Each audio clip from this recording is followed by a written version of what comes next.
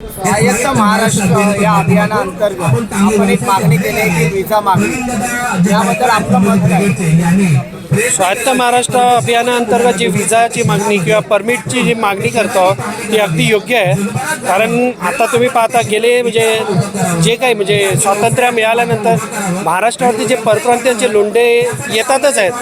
जसं बघितलं तुम्ही उत्तर भारतात ना मुख्यत्वे करून हे परप्रांतीय येतातच आहेत, UP बिहार म्हणा किंवा राजस्थान या राज्यांतून, पण त्यांच्यावरती काहीच निर्बंध घातले गेलेले नाही आहेत.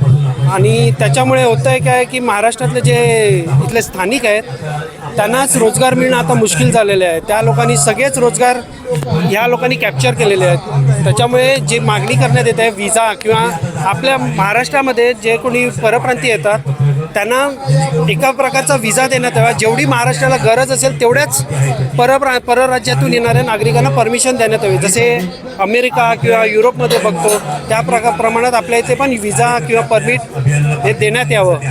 ही करण्यात आलेली मागणी अगदीच योग्यच आहे.